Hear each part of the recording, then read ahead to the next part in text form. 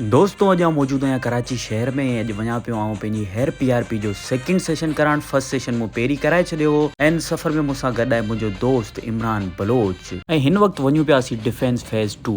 दोस्तों काफ़ी दोस्त पुछनि पिया त तव्हांखे PRP मां फ़ाइदो पियो या न। मूंखे काफ़ी फ़ाइदो पियो यार, मुंहिंजा वार किरण बिल्कुलु बंदि थी विया आहिनि ऐं हाणे मुंहिंजी हेयर लाइन बि काफ़ी ग्रो थी वई आहे। सो दोस्तों फाइनली असीं पहुची वियासीं हेयर एस्थेटिका सेंटर, जितां असीं पहिरीं पे ताईं PRP जो सेशन करायो। PRP ट्रीटमेंट की फीस सिर्फ़ु ऐं सिर्फ़ु 2900 रुपया। उनखां पोइ अंदर वियासीं जिते असांखे डॉक्टर कुमार मिलियो। डॉक्टर कुमार पाण सिंधी स्पीकिंग हो ऐं ॾाढो पोलाइट ऐं ज़बरदस्त ॻाल्हाइण जो हो। उनखां कंसल्टेशन वरितीसीं ऐं उनखां पोयां उन असांजो ब्लड कढियो।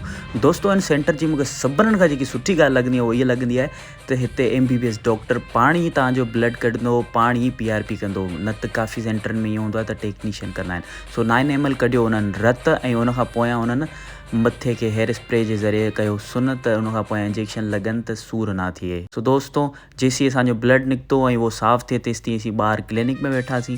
हिननि जी क्लिनिक यार ॾाढी साफ़ सुथरी, ॾाढो डिसेंट माहौल आहे। ऐं उनखां पोयां मुंहिंजे दोस्त इमरान बलोच सोचियो त आऊं का ट्रीटमेंट हिन क्लिनिक मां वठी छॾियां। इन पोइ फ़ैसिलो कयो त आऊं पीको लेज़र करायां। फाइनली दोस्तों मुंहिंजी PRP सेशन थी वई शुरू। हीअ तव्हां इंजेक्शन जेको ॾिसी रहिया आहियो इहो तव्हांजे ब्लड मां वाइट सेल्स अलॻि कया विया आहिनि। इंजेक्शन में भरे करे तव्हांजे मथे में इंजेक्ट थींदा, जंहिंखां पोयां तव्हांजो हेयरफॉल मुकमल ख़तमु थी वेंदो। तव्हांजा हेयर बि कोन किरंदा ऐं जेका वार अॻियां खां फ्रंट लाइन थोरा गायब थी विया आहिनि उहे बि सही थी वेंदा। पर तव्हांजा बि वार नंढी उमिरि में किरनि था ऐं तव्हांजे ख़ानदान में टाल आहे त तव्हांखे आउं ज़रूरु सजेस्ट कंदुसि त तव्हां लाज़मी PRP करायो। उनखां पोयां दोस्तों इमरान बलोच जो पीको लेज़र जी ट्रीटमेंट थी शुरू। पीको लेज़र सां इहो थींदो आहे त स्किन थी वेंदी आहे बिल्कुलु साफ़ ऐं तरो ताज़ा।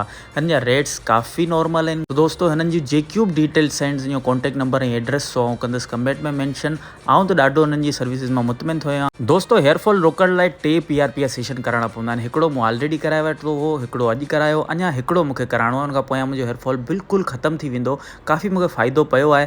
उमेद आहे त मुंहिंजो व्लॉग तव्हांखे वणियो हूंदो। अगरि मुंहिंजो व्लॉग वणियो आहे त मुंहिंजे Facebook पेज ऐं मुंहिंजी TikTok ID खे कजो फॉलो।